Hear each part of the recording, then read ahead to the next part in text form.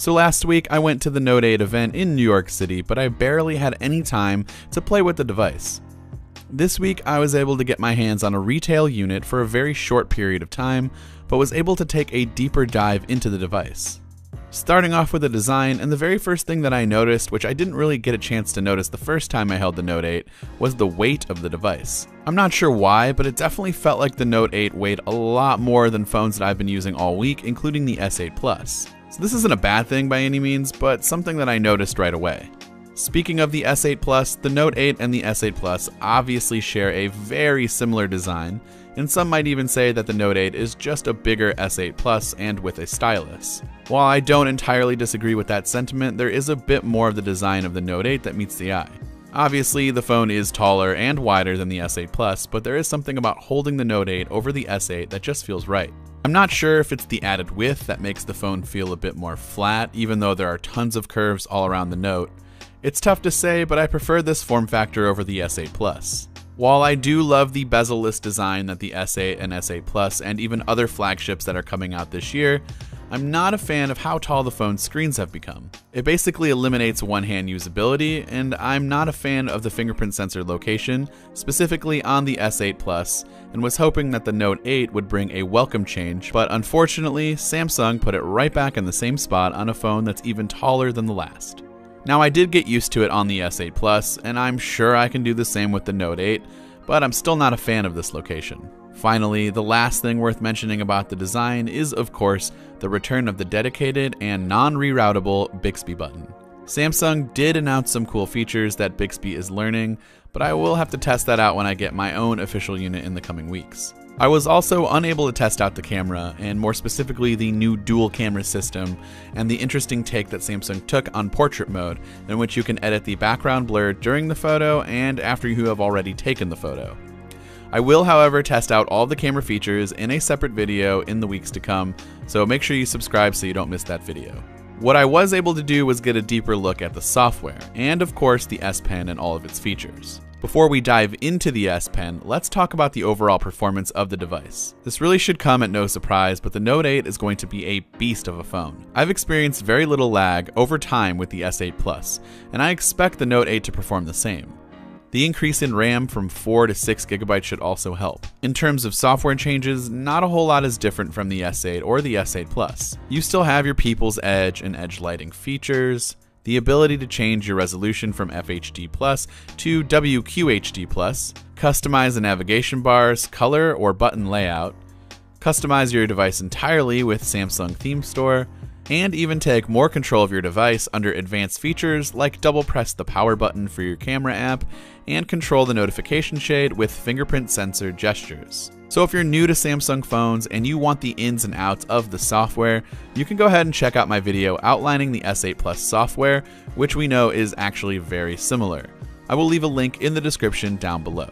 Finally, the S Pen is what makes the Note 8 stand out from the crowd, and so it's only right that we go through all of the features that the S Pen is capable of.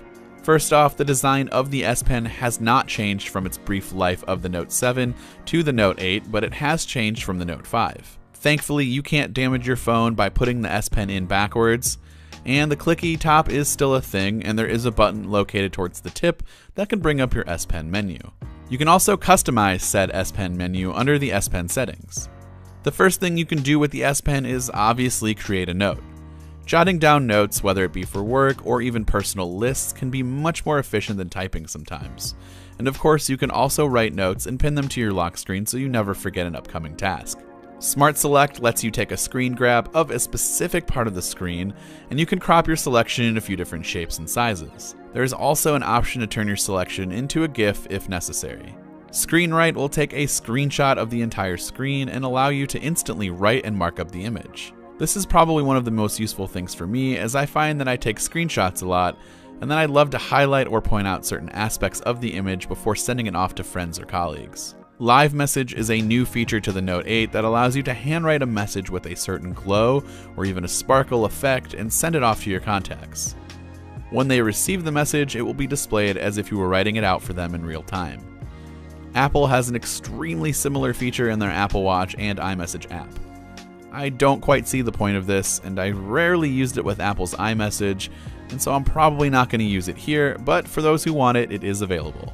Translate is probably going to be the most useful and underrated feature for those worldly travelers and business people. By hovering over any text that you have on your screen, the S Pen will translate the text in real time for you without having to really do anything.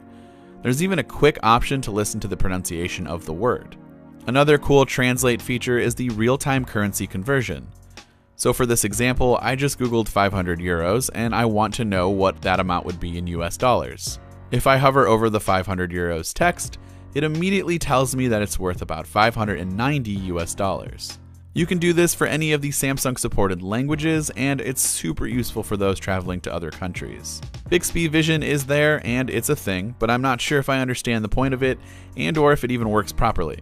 Supposedly with Bixby Vision you can tap on an image and Bixby should be able to tell you what it is, more information, and potentially where to buy it. It didn't really work for me at all, and it's something I most likely will also never use. For those who don't know, there is a pretty large community of artists in the Pinup app, where you can either color preloaded images on your phone or create your own artwork and share it within the app's social network. Now I myself personally enjoy the coloring aspect, as I am not an artist by any means. It's a bit tough to color with the S Pen at first, especially while holding the phone in your hand and trying to color, but it's definitely a time-consuming and relatively fun activity that you can do with your Note, and probably even a better option to pass off to your kids to keep them entertained. Magnify turns your S Pen into a magnifying glass, which is awesome for those who might have trouble reading text from sites or emails. You can also magnify photos, which will help uncover the tiniest of details, and is something that will definitely come in handy, I'm sure.